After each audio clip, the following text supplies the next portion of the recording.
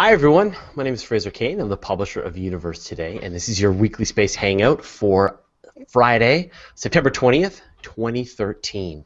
This week, we've got stories about the Antares launch and Rocket Armadillo, the end of Deep Impact, the lack of methane on Mars, the zodiacal light, the Black Hole Universe, an interview with Chris Cassidy, the Go-C re-entry, Luca Parmitano, Rubber Room under the launch pad, and an update on Comet Ice. We've got a ton of stories, and we have gathered together the finest space journalists that we've been able to find. So, and let me just introduce everyone that we've got here. So first, in no particular order, well, alphabetical order, from left to right in what I see, we've got Amy Sherwood-Title. Amy? Hello. That's weird, it didn't go to you. Try again. Introduce yourself. Say hi again, Amy. Hello. Hello. Do All I right. have to talk more for it to work? Yes. All More right. forcefully with a yeah. We got David Dickinson. Hey. Still thinks digital watches are a neat idea. Yep. We've got a new person joining us this week, and that's Elizabeth Howell. Hi, Elizabeth. Hi, nice to meet everybody. So if people aren't aware, Elizabeth is a freelancer that's done some work for Universe Today, but you also write in all kinds of places. You write everywhere, yeah. Yeah. Trying to keep busy, I guess. Yes, I write for Space.com, Space Exploration Network, a few magazines such as All About Space, and basically whoever wants to give me a call and say, hey, write something. Like Canadian Geographic actually just published something as well, so I'm really enjoying it. Thank you. And now you've got your Twitter handle right down there, so if anyone does need to give you a call, there's the way to do it. And last but not least, we got Jason Major. Hey, space fans. All right, so let's just start with the sort of big traditional news that a rocket launched. And Elizabeth, you covered the Antares launch? I did cover the Antares launch, and it was quite the milestone for Orbital Sciences because it's only the second private company in the United States to send anything over to the International Space Station like this. So what's going on is the NASA has an agreement with several companies where they're trying to get them to send cargo and also crew, which is another matter, up to the space station eventually. And what they do first is a series of tests just to make sure that everything is working okay, and then if it does, then they get a supply agreement to send so many spacecraft up there to the station. And that's what's been happening here. What happened was Orbital sent up a rocket, an Antares rocket. On board was a Cygnus spacecraft. Everything is working pretty well so far. Cygnus is on its way to the space station and should dock there if all goes to plan around Sunday. And then if everything happens as everybody expects it to, then what will happen is Cygnus will have another 8 visits to the International Space Station in the next little while, and I think it's about a $1.9 billion contract in the US dollars. So pretty exciting, and hopefully they're going to be doing just as successfully as SpaceX did. That's the other company that everybody has heard about that's been setting stuff up there. SpaceX has made, I believe, 2 flights up to the station to date and has several others coming up. Whoa! I don't know what else to say. I mean, have we solved this problem? I know that, for a while there, the space station was really reliant on the Russians for the Soyuz spacecraft to get the astronauts up there, and as well as the Progress for the cargo. Have they now sort of solved the homegrown solution for the cargo? For the cargo, it looks like we're well on our way, but we can't say for sure, of course, until Cygnus actually gets to the station and docks, and they have to go through a review afterwards. But it looks like on a tentative basis, they are coming to a conclusion on that side. And then, of course, the next big piece is going to be the crew. And that's a complicated issue on its own, because for one thing, there's some questions about whether the budget is going to be available for that. NASA's going through its fiscal 2014 negotiations right now, and nobody really knows how much money is going to be available for the commercial program. In fact, the 3 companies that are right now competing for that, some legislators are saying maybe we should try and cut that down to 2 or 1 that NASA's funding to send up there. And there's a lot of debate right now. We don't know how that's going to play out. And there's a lot of threats also on NASA's side that if there's any less money coming to the program in the next little while, they're going to have to either drop some companies or delay the crew launches from American soil. And I know that's been really the big push lately because, after all, it's been a couple of years since the shuttle finished. We don't really know how long it's going to be until Americans can launch again from Kennedy Space Center or any other spaceports in the United States soil. And it's difficult because what if, for whatever reason, the launches in Kazakhstan don't work out anymore? Where are we going to go next? So there really is an independence problem, and there's also just a American pride problem because, after all, there's been a space program there for decades, and why can't we get their own people off the ground? Yeah. And now... I go ahead, David. think Cygnus is docking tomorrow, too. I believe it is tomorrow. It's 22nd, I think. So maybe Sunday. 22nd? That's Sunday. Yeah, I think it is Sunday that they're going to dock. They're gonna attempt docking if everything goes well. Any observation plans, David? Unfortunately, not here. I checked all the passes. I think there are passes further up along northern U.S. and Canada. I saw a post briefly about sighting it, so it will be approaching, but there's no passes here from Florida. So, but it would be kind of cool to see. I have seen the shuttle approach back in the shuttle era. I've made video of that. That's kind of neat to see. And I've seen Dragon on approach too. On the last mission, you could see Dragon approaching it. Now, last week we talked about the frog that joined the Laddie launch, and this week we've got another animal that attempted to get involved in a launch, and I'm going to try and pull up this video and see if this is going to work. It's like Animal Farm. The animals are taking over. It seems like every launch these days has some kind of an animal mascot or totem that goes along with it. Just to kind of like you have to sacrifice some sort of local creature. Well, that's it. In Animal order for the sacrifice. Yeah. I think now we're looking for it. Now it's almost a standard thing every launch. We're looking for wildlife. Yeah, do you remember at what point it happens? It was, oh boy, okay, so there Is that it goes. right there? No, it's just after this. Oh, it just, okay, it's really tough to tell. Was that it there? It runs from left to right on the left middle part of the screen, and basically, and this was captured on GoPro Hero camera by Matthew Travis, who had a camera set up on site.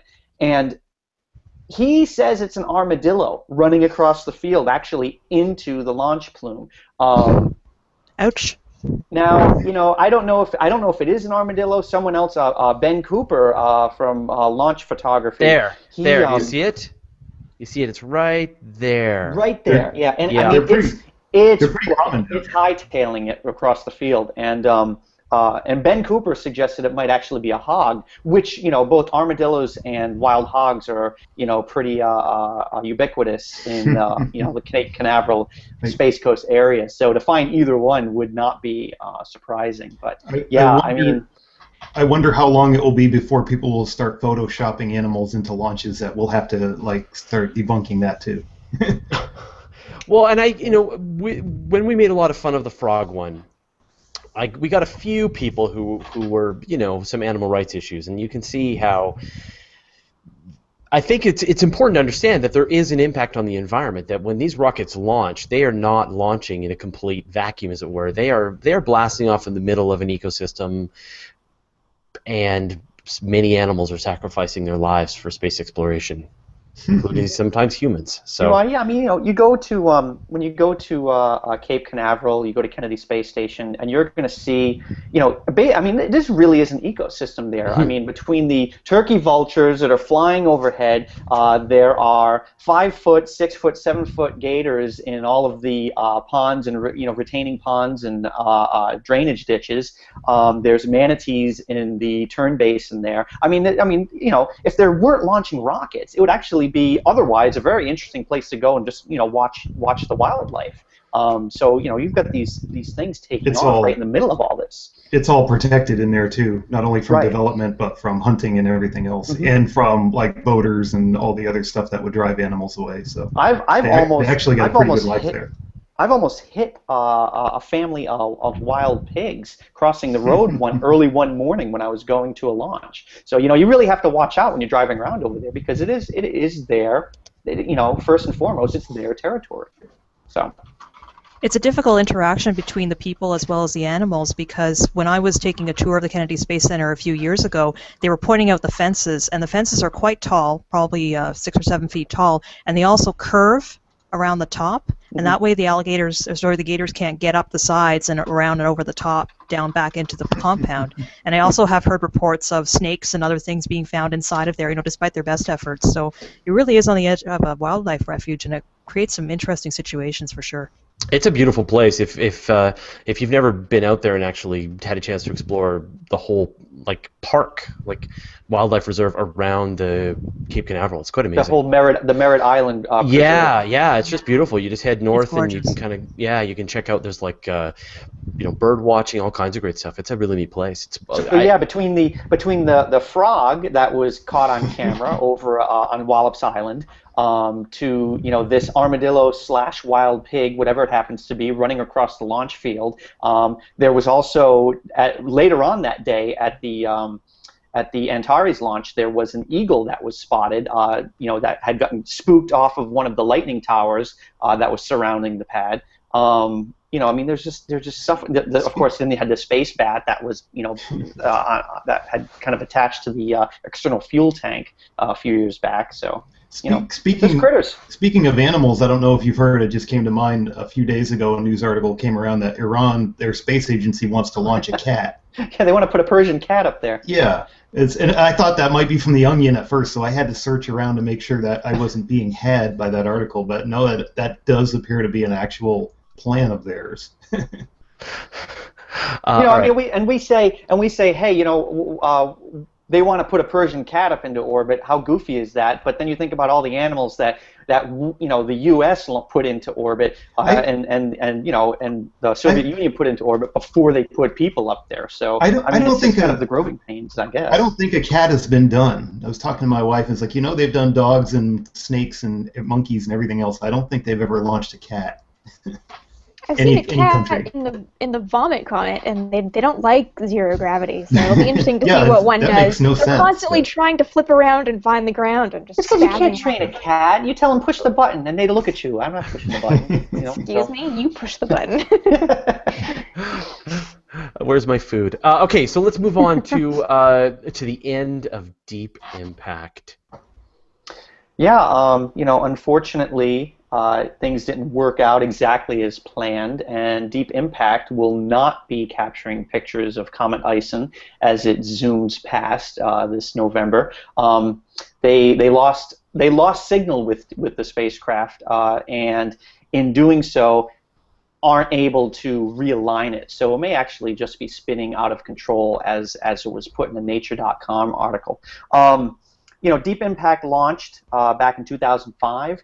It's just taken this, a grand tour of its own of the inner solar system. It's visited two comets. It smashed a probe into one of them to see what would happen. It found the first evidence of water ice on a comet, and it's also imaged Ison already from a considerable distance, and it also took some of the first measurements of Comet Garad.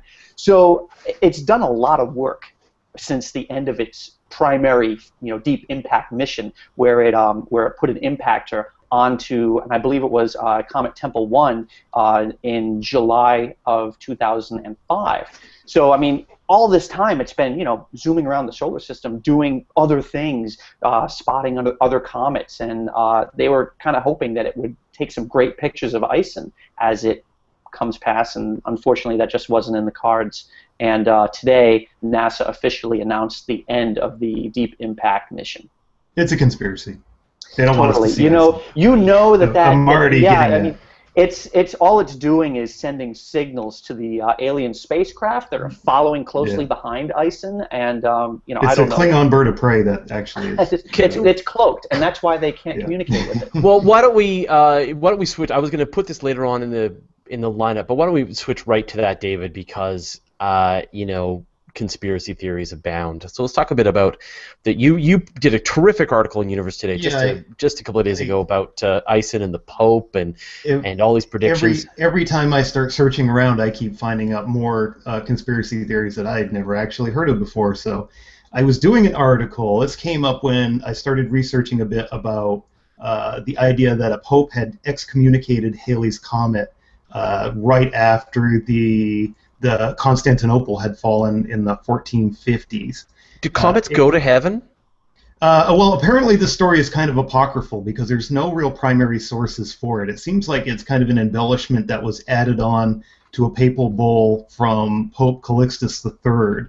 Now, there's no actual primary record saying this, but it's one of those stories it's so good that it keeps coming around every time a comet comes around and people want to compile their fun facts about comets. You see this, once a Pope excommunicated a comet.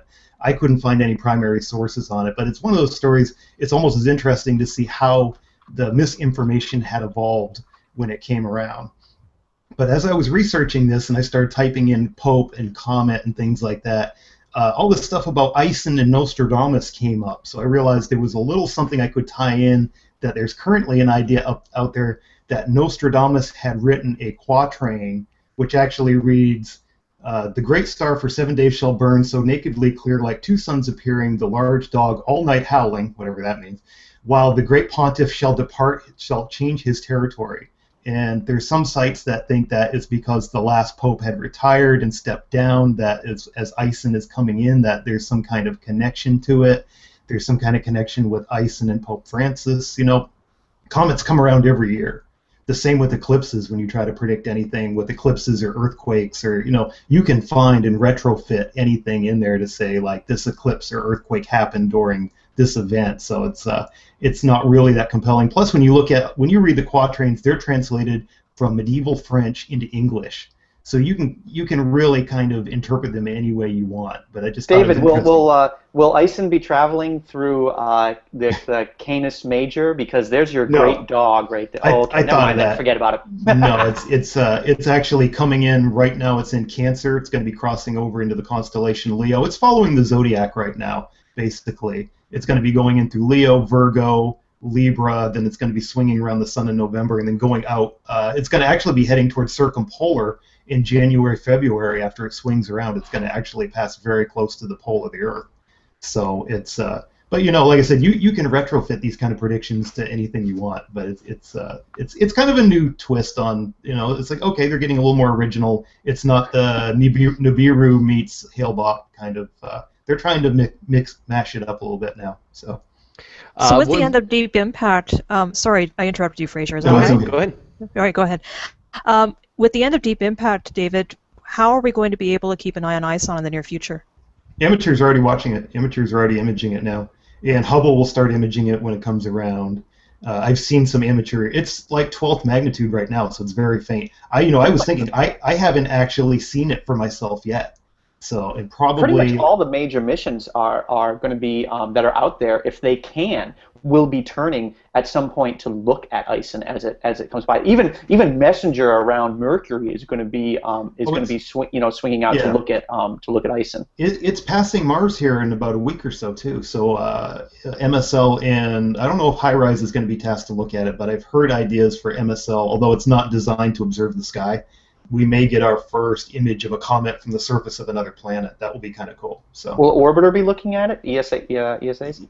I don't know if those are tasked or not. I would think HiRISE, unless there's something technical I don't know, because HiRISE has got an awesome camera on it. I would think would be it's got almost like the equivalent of Hubble on it. Only it's looking at Mars. But unless there's something technical I don't know about tasking it. I know when I went to the MAVEN conference, we asked them about Comet A1 Siding Springs that's coming by.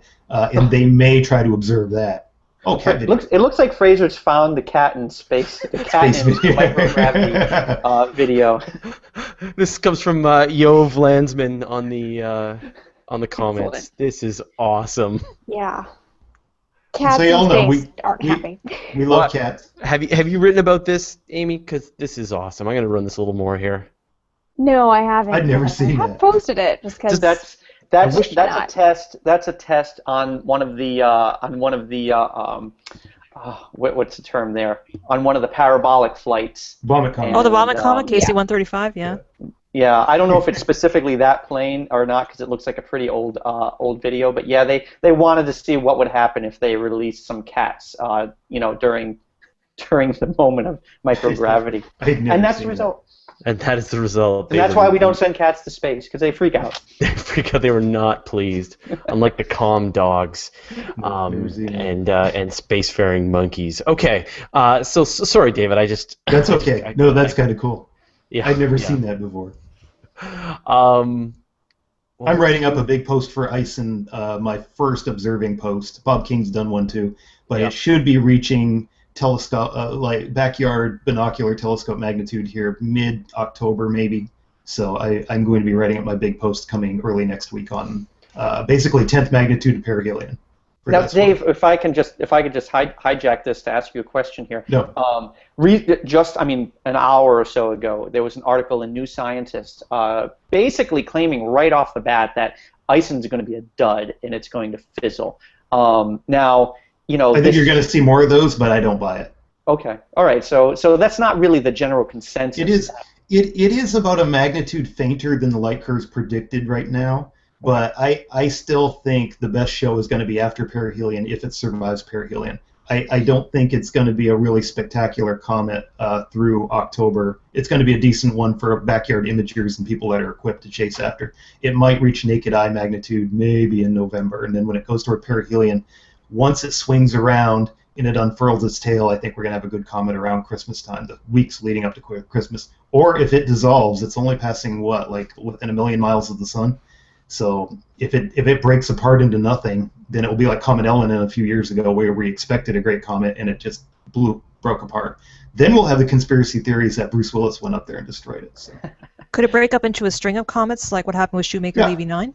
Oh yeah, it definitely could. We've had comets do that before. So comets are they're one of those things that it's great how they're unpredictable in that sense. The wild cards. A lot of things, but that makes it interesting to report about. So. Well, Comet Ison Watch 2013 continues. We'll keep on reporting every week and keep you up to date, everyone. All right, well, let's move on then. So we're going to talk about the methane on Mars, or lack thereof, Elizabeth. I think you're muted. I think you're muted, Elizabeth. My apologies, everybody. I'm back now. What I was saying was that this debate has been going on for decades, and nobody really has a definitive answer yet. But for what it's worth, methane is seen as a symbol of life because certain microbes do emit it. There are other microbes that emit other things, but methane is considered to be a pretty definitive idea that there is life somewhere on the surface. So people have been getting excited over the years when methane was found in various measured quantities, just depending on what you were doing by various missions. So the first one went back to about 1999, and then we've had various other measurements from ground-based observatories as well as observatories in orbit around Mars. And then NASA said, well, okay, great, we're going to send down this rover that we have, the Mars Curiosity rover, onto the surface. We're going to equip it with a very sensitive spectrometer, and we're going to look for methane right at the landing site at Gale Crater. And they did that, and they found nothing. And then they tried it again, and they found nothing. And overall, they have tried 6 times between October 2012 and June 2013. They don't see a thing.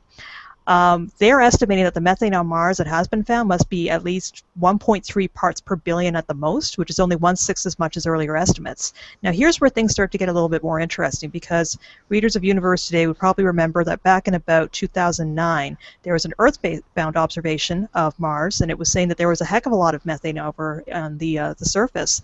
And NASA was saying, well, you know, the highest concentrations of methane have actually come from the Earth-based observatories. Now, they didn't elaborate in the press release, but it sounds like they're implying that they think peering through the Earth's atmosphere may have distorted the measurements. So it's interesting because on the one hand, we've got this rover on the surface that can't really find very much methane at all. On the other hand, we have these other observations that have a lot of methane in some cases in some areas. So I don't think the end of it is here. You know, we haven't been able to find methane in this case, but I think that it's still going to be something that's talked about because there are all these other measurements. Yeah, I mean, you know, there's 2 ways really to look for life here on Mars. The one option is you send the rover and you dig in the ground and you take the soil and you mix it around with some nutrients, and hopefully some gases are going to come out that are evident that there's some kind of life process that's going on. But this other way is that if you could just look at the planet and just see the gases in the atmosphere from afar, then you would know that there was life there that was continuing to keep these volatile gases that would normally just break up under sunlight within a couple of hundred years. So this was like the shortcut to say, oh, there's the life on Mars.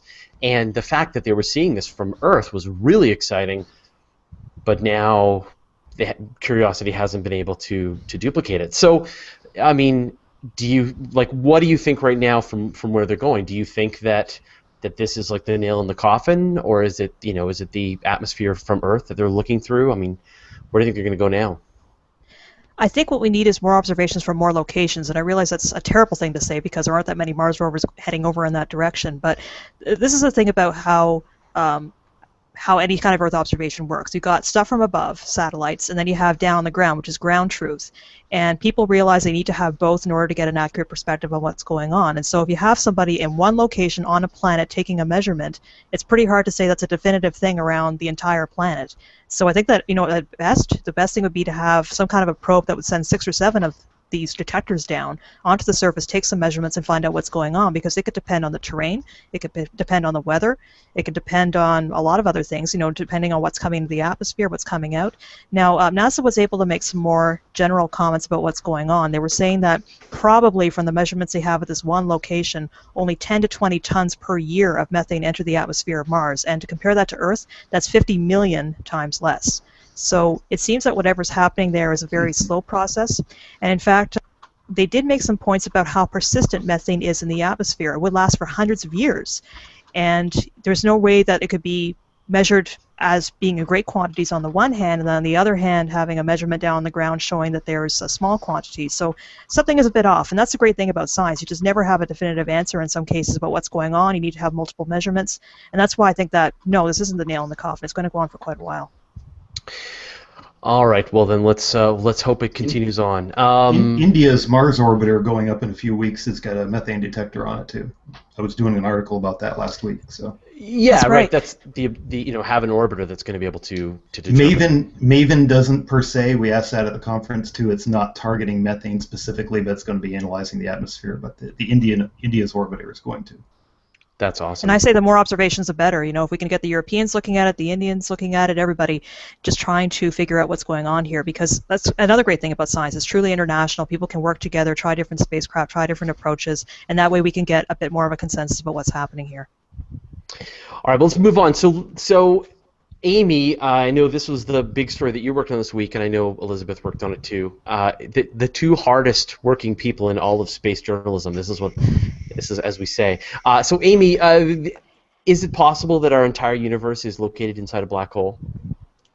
Well, let's not say possible. Let's say that there is a theory out there that is saying that instead of being rooted in a Big Bang, that sort of the theory that we're all used to, it's part of a black hole. So I feel like I should preface this by reminding everyone that I am not a physicist. If we you have no scientists, PhD. Yeah, we have no PhD astrophysicists here today. Normally, we have one or two PhD astrophysicist ringers that we can run all the stuff past. How many viewers dropped off when you said we have no PhD? I know.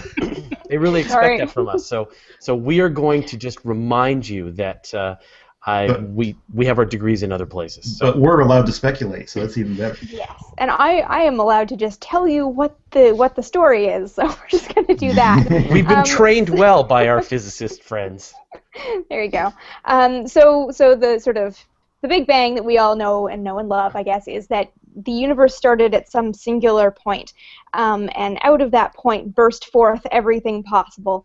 And that theory does some good stuff in that it explains why we observe that the universe is actually expanding, but it doesn't explain everything, because physics can't actually explain how everything got into that point of singularity and what that is and where that was, and it all becomes a mess. I don't remember much from doing proper science, but I do remember that there's just a breakdown of everything that, like, Newton and everyone just, like, you can't make it work, so it just doesn't work. So various physicists who understand this stuff properly have been looking at alternative theories to the Big Bang to explain where the universe has come from. And one group of physicists had looked at this idea that that space is actually that there's this sort of bulk universe, that the three-dimensional universe that we are in is actually a membrane that floats through what they call a bulk universe made of 4 spatial dimensions. And this is where my head starts to hurt. So another group of physicists took this idea of the bulk universe and our three-dimensional universe being a membrane in there. Sorry, I got distracted. Jason just called it the Costco universe. So a bunch of physicists took this idea of the bulk universe and our universe being a membrane, and sort of said that if there is a 4-dimensional universe, that there could theoretically be 4-dimensional stars, and those 4-dimensional stars could collapse on themselves to form 4-dimensional black holes. So this is where it kind of gets interesting. So in our universe, when a black hole collapses, or when a star collapses, it creates a black hole, and around that black hole is the event horizon. It's bounded on all sides, and that boundary is where light and nothing can escape. And that boundary is a 2-dimensional surface in 3-dimensional space. But in a 4-dimensional space, that boundary would be a 3-dimensional form called a hypersphere. So the idea is that if if all of space is a four-dimensional bulk universe, and there was a four-dimensional star that collapsed on itself, created a four-dimensional black hole, and spewed out material in the form of a three-dimensional membrane, that is our universe. So get your heads around that. So the idea is that this theory is kind of interesting because it explains some things that the Big Bang Theory can't. One of those being that our universe has a pretty even temperature throughout. In this four-dimensional black hole, matter would have had theoretically an eternity and just infinite time to become uniform, so that when the three-dimensional material was ejected, it would be the uniform that we see. However, the cosmic radiation microwave background that we see as evidence of the Big Bang Theory does not support this kind of black hole model. So it's all messy, and there's all kinds of intricacies that I'm not even going to try to talk about. But it's also, I mean, we're not going to rewrite textbooks just yet, because there are a lot of different models to the Big Bang Theory. I'm not sure how that would be testable. There's a lot of those companies. That was great, Amy. Nicely done. I was glad I didn't have to report on that. I think it's really important to note that this is on Astro PH. This is on the pre-press listing on Astro PH on Archive, and so these are the for those of us who are as space journalists, we'll often go and look at this, and there are sort of lists of journals that have been submitted, but not necessarily peer-reviewed and published in significant journals yet. Now, on the one hand, it's great because we get access to this stuff early. On the other hand, it's bad because this stuff hasn't been fully peer-reviewed, and so. But I mean, like with Astronomy Cast, we get this question all the time. Are we living inside a black hole in the future when all of the matter gets pulled back together, and will it turn into a black hole, and then will we be living inside a black hole? Are we living inside a black hole right now? And I think that for a lot of people, that idea that the universe started as a singularity and then maybe could return to a black hole is very compelling and intriguing. But this is so far away from a theory with any kind of evidence that it's I think we need to do our job and make sure that we really get across that this is purely preliminary, just math. This really grew legs, though. Let's say that it's a model and it's an idea. It's nothing that we should start quoting is the thing, because it still remains that the theory, even though we can't totally explain the Big Bang Theory, it's the one that we have the most evidence of, and it's really hard to disprove the cosmic microwave background radiation that you see. The Big Bang is testable. There's a great resource that I've been linking to every time he posts a new video, and this is Zog from Betelgeuse, and he has been posting these wonderful videos about the geometry of the universe and how we can have a universe that has no edge, and how you could travel in one direction and return to your starting point, and they're just terrific. So do a search for this, for Zog from Betelgeuse, Zog the Alien, and he's done 2 of them so far, and he's got a 3rd one coming. The first one just explains this idea of a flat, 4-dimensional space that we could be moving through, and they're just great. So now, Elizabeth, you worked on the story too. So was there anything in it you might want to add to it? I was thinking that it'd be interesting if we could try and get Planck to take some more measurements, because one of the big problems with this theory is that Planck's measurements of the cosmic microwave background did not jive with what was going on in the theory. Now, as for the theory, the astronomers were saying, well, we're going to go back and rework the theory and try and make it fit the observations, but I think even a fresh set of observations would be great, if not from Planck, then from another satellite, just to get some more insight into this. Well, we did a note earlier on this year, and I'm not sure which episode it was, but there's some holes are starting to get poked into the concept of inflation, that some Planck's readings have not matched some of the predictions made with the inflationary theory of the universe. And this is this idea that within the first few seconds of the universe, it went through this massive rate of inflation and expansion, expanding light years in distance just in a very short period of time, and the new observations from Planck aren't holding that up. So we can just add this to the pile of concepts all flowing around. But one of the I remember one of the first big media articles that came out had an interview briefly with one of the researchers of this theory, and they mentioned something how basically they took the standing issue of the Big Bang and they said we rewrote it, or we rewrote the history of the universe in which the Big Bang just kind of didn't happen that way. So I mean that's kind of a bold statement to make, Yeah, it is. Especially in the world of astrophysics where that can get you, that can get your head bitten off real quick.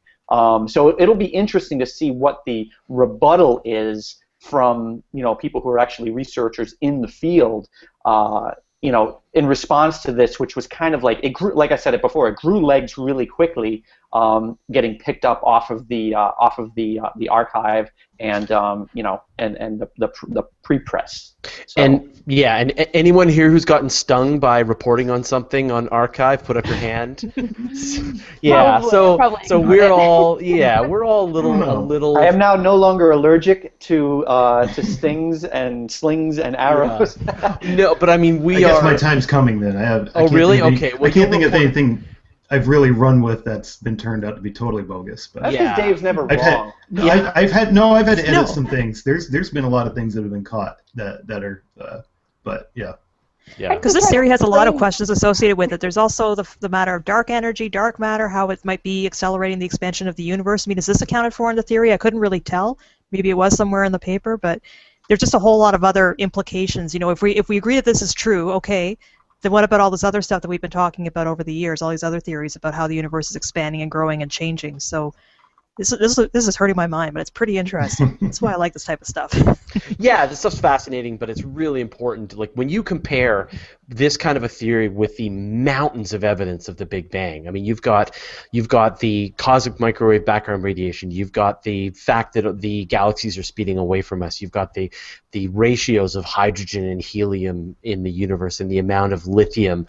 There is Age of the White Dwarfs. The Age of the White Dwarfs. There's just this beautiful collection of evidence that all points back to the Big Bang, and anything that comes along now needs to explain all of those things and then explain the things that are still mysteries with the Big Bang, and we are so far away from that it's not even funny. So let's move on. Please, astrophysics, I hope that did this justice. Don't send me the letters. Just a fun idea. Just a fun idea. It's hilarious. People It's just thought turtles all the way down. We admit it. This crazy idea, and that's all. This is how science journalists have fun, is we go for beers and we talk for this type of stuff. So yeah. No, we love this stuff. We love it. Okay, David, let's talk about the zodiacal light.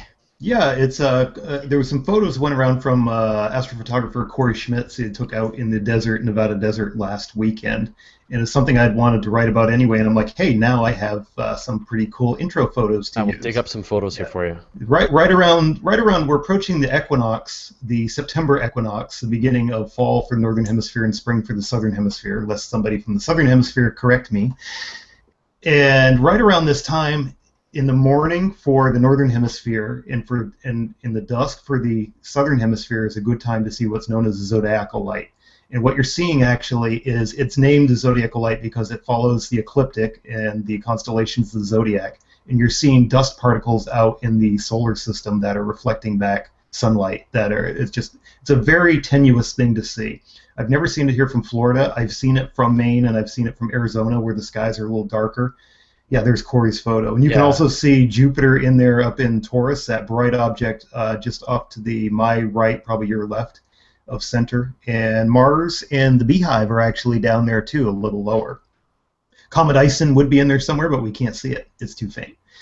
But it is in that frame not too far off from Mars. Yeah, you're seeing that very tenuous glow going up from the horizon there. And he had another cool one that I thought was cool where he actually showed it kind of crossing with the galactic plane. And I'm like, that's neat because you can see the actual trace of the ecliptic and the trace of the galactic plane, and you can kind of get a good visual of how different they are in that. Let me get this one up for you too. So Corey Schmitz is great. Corey is a good friend of everything we do. He's a participant in the Virtual Star Party and just a great guy. All right, let me. The zodiacal light is also a good gauge of how dark your skies are. If you can see it, you're probably in under what they call Bortle scale 5. Bortle scale 4, Bortle scale 5, which is, yeah, that one there you can see the cross. The galactic plane is coming up from one side of the image in the zodiacal light, which traces out the plane of the ecliptic. And you can see Jupiter right there again.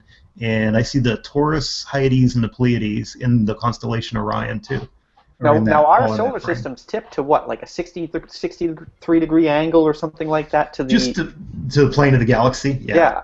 Yeah. So yeah, and you can actually see right about where the sun is going to be, where the sun was during the summertime, where it crossed over there, and it's going to be along the plane of the galaxy again come December or so. But, yeah, that's amazing. Like that is, what a picture. Yeah, so you need pretty dark skies to see it, and again, that's probably why I've never seen it here from Florida, but I have seen it from Arizona. Another phenomenon related is called the Gegenschein.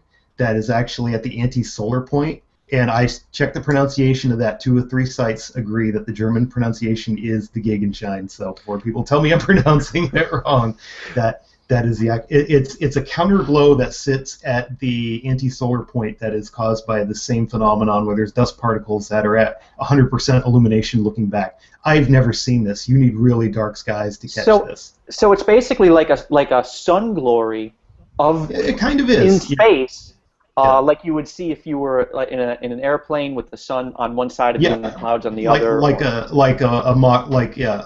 the anti-solar point. It's interesting. Al Worden on the Apollo 15 mission, they actually tried to photograph this from the moon because he was a command module pilot, so he stayed aboard the spacecraft. And when I read that in his biography, I Googled around, and apparently they never got any good images of it because there is nothing out there on the web of Apollo 15. There is a word of that experiment that they tried. You can find information about it, but I don't think they were successful trying to see the Gegenschein from space.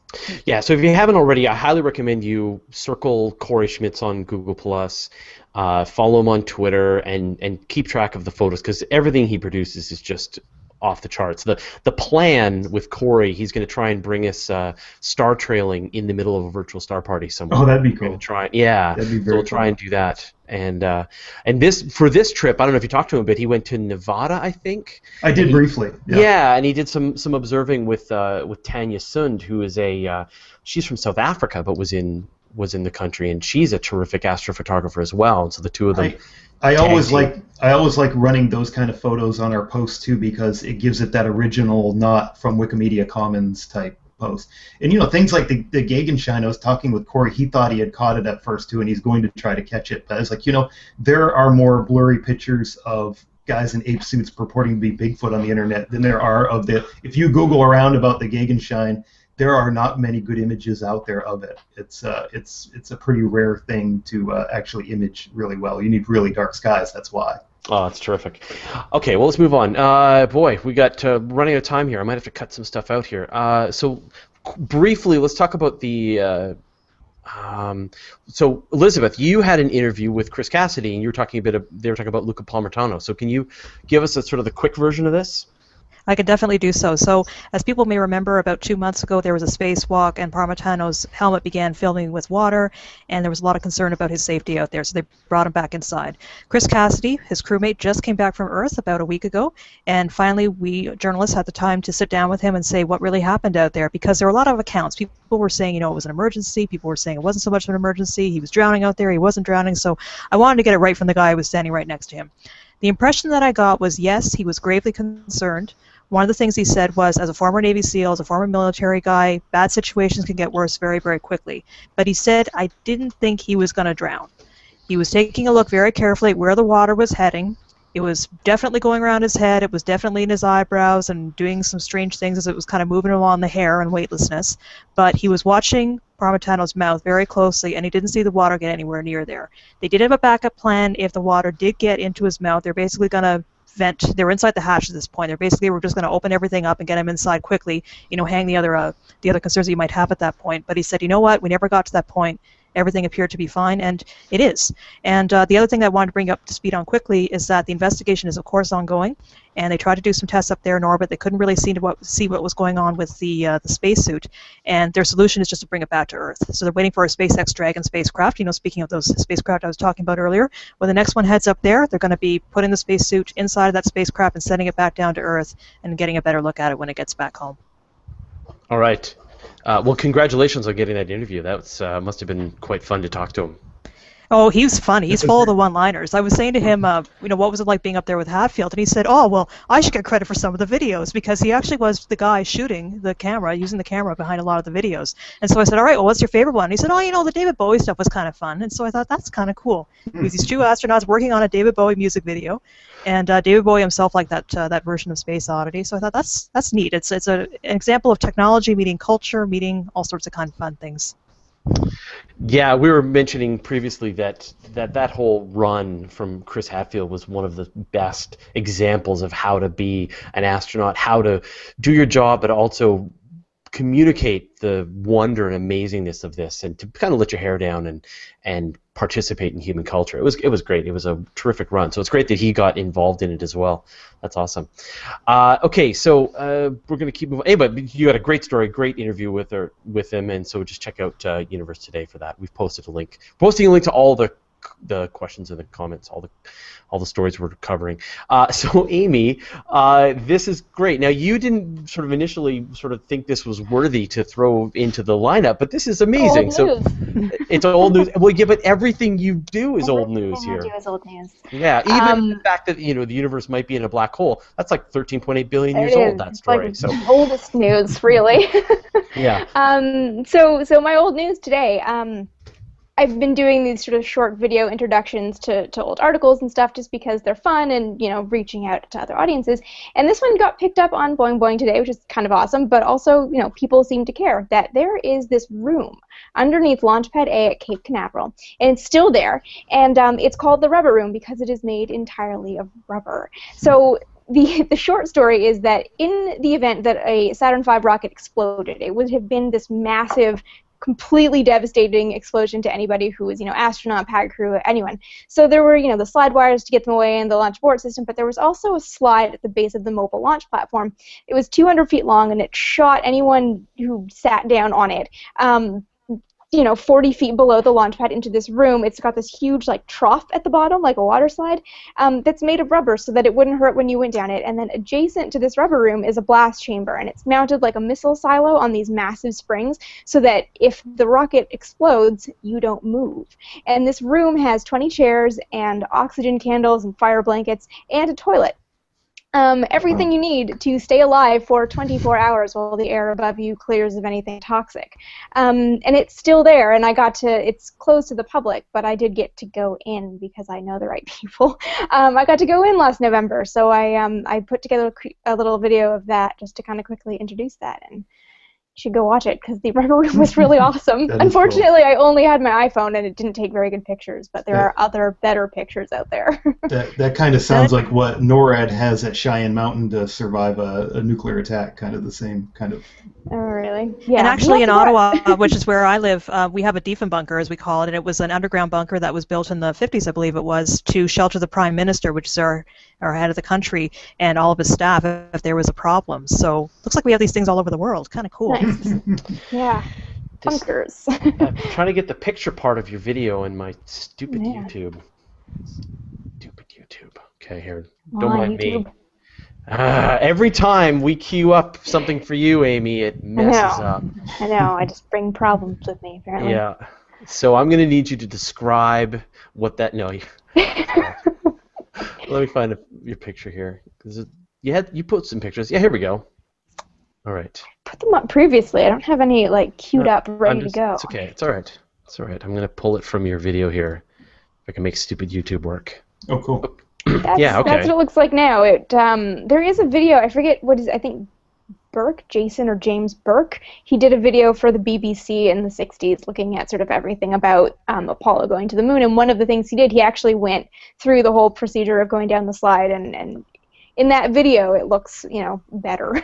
It almost makes you wonder if it would even have been feasible to go through all of those steps in the instance of an exploding Saturn V. Yeah. It's got to have been one of those things like, okay, well, we see that this tank is ruptured and that it's about to go, so you have 40 seconds, get down there. Yeah. All right. That is awesome. That is really cool. Okay. I think... Stop talking. Okay. Okay, so the last piece of information is that and I will mangle the pronunciation, so we're all going to take a crack at it. Is it GOCE? GOCE. I'm going to say GOCE because it just takes just as long to say.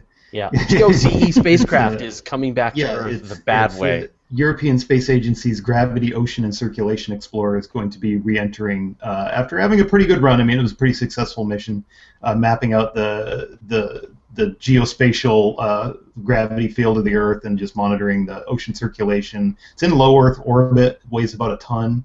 It's running out of fuel. It's probably going to have uncommanded re-entry here in late 2009. I don't think we've had a big one since there was URs. Yeah, and it's got kind of a cool Battlestar Galactica look to it there too. So it's URs was a big reentry last year. Phobos Grunt was a very high profile, and Phobos Grunt had very toxic, dangerous hydrazine on board too. So that was kind of scary when that. And it wasn't supposed to come back to Earth. It was supposed to go to Mars, so it never did. That aerodynamic shape, did it have something to do with the fact that it was low in orbit?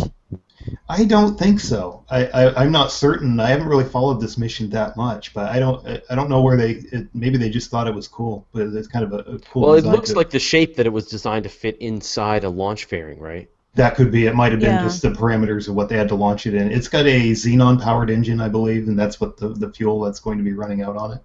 It's re-entering late 2000. I haven't heard a precise date. I track a lot of the re-entries up on SpaceTrack and on Aerospace. Industry has a website where they track them. I haven't seen it come up on the list yet, so it's not re-entering soon, but somewhere by the end of 2013. It's not like up within a week. I haven't seen what the orbital parameters is as far as what kind of inclination they put it up in, so that would tell you where it may re-enter. But we had a fun death watch for the UR's spacecraft. So re-entries are actually kind of fun to track. Kind of exciting. Re-entries pick up as we're going towards solar max too, as the Earth's atmosphere kind of puffs out a little bit. Usually you see a spike in re-entries. However, this solar max has been kind of a non-max, so it's usually we would see a spike in re-entries right about now. Judging how URs ended up coming back, I mean, they can be quite dramatic, especially if you follow online, because you have all of these stations that are picking up the rapidly deorbiting piece of spacecraft, and then when they don't pick up on one, then they have to assume, okay, well, it's it's landed or it impacted between here and here. I saw URs on one of its very last passes, like it was like 2 or 3 orbits before it finally re-entered, and when they're about to re-enter, they are trucking. Have you ever watched the ISS come over? It's moving about 2 to 3 times as fast.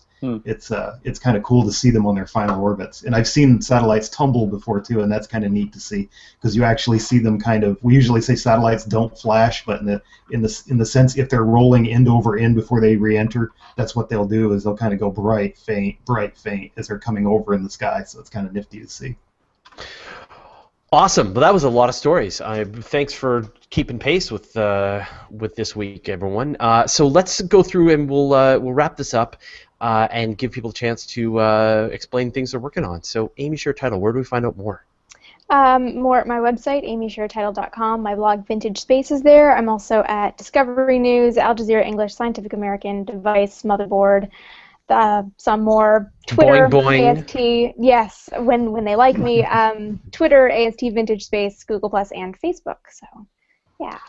Awesome. All right. David Dickinson, a.k.a. the Astro Guys. Let's see. I was active this week on my own site, Astro Guys with a Z, Universe Today, Listosaur, Canada.com, and I am working up, probably my next thing is a big How to Observe ISON over October and November toward perihelion for Universe Today. Yeah. Yes. All right. Unless somebody scoops me, which I don't think. Bob's already written his, so he's usually the only one that does observation stuff, so we kind of tag team those. Elizabeth, where can we find out more? You did a great you job, can- by the way. Thank you very much for joining us this Well, week. thank you. I really enjoyed this. I'm going to do it more regularly. Hey, invitation's open. So where do we find out more? Excellent. All right. Well, my social networks are a great place to get kind of a clearinghouse for everything that I do. So Howell Space, as well as my Google Plus account. And in addition to that, you can find me on various websites, including Universe Today, Space.com, Space Exploration Network. I'm on the magazine All About Space. And yeah, just basically whoever wants to give me a call and give me some work. Hint, hint. Great bit on Nature of Things there a few months ago. I actually watched thank that you. online. That was very cool. Yeah, there was a time when a Canadian television show called The Nature of Things got in touch with me and said, we're doing a special on Chris Hadfield and just how great of a job he's doing as a social media persona up in orbit, so would you mind doing some commentary? And I always laugh because it was 6 astronauts, a doctor, his son, and me. So I always kind of call myself kind of the peanut gallery because I'm not really the expert there. I'm just throwing in these observations about things I've heard when I've been talking to him in orbit. So, but did you fun. grow up on the Nature of Things like I did, and Amy probably did totally. too? Yeah. I grew up in northern Maine, so we used to get Canadian television. Oh, really? When I was a kid, so I used when to I got watch the Nature Things. Sorry, David. When I got the email in my inbox, I was just looking and I was going, "Is this a hoax? Is this the real nature of things?" Anyway, I replied, and it was the actual nature of things. They said, "Okay, let's do an interview with you," and it was the most surreal thing. But in all seriousness, they are an amazing documentary crew. I spent almost the entire day actually with 3 or 4 people that really know their camera work, really know how to make an apartment look good, really know their techniques, and it was inspiring because I really learned a lot about documentary production from them. Some of them have been all over the world, including astronomical observatories. Actually, we had a big discussion about every single one this guy had been to. So I had a lot of fun with that particular project. Jason Major, more of Jason Major. I am at lightsinthedark.com. I'm also on Twitter over at JP Major. And you can find my writing on Universe Today and Discovery News Space. Terrific. Great. And so if you haven't already, subscribe wherever you're seeing this. There should be a subscribe button on YouTube over there. I start up the Weekly Space Hangout. We do that on Google Plus, but I've actually been starting it up on Universe Today as well. So if you happen to sort of come by Universe Today around noon Pacific, 3 Eastern, then we'll start the Weekly Space Hangout here as well. Great. Well, thanks everyone for watching. Thanks everyone for joining us. Really appreciate it, and we'll see you all next week.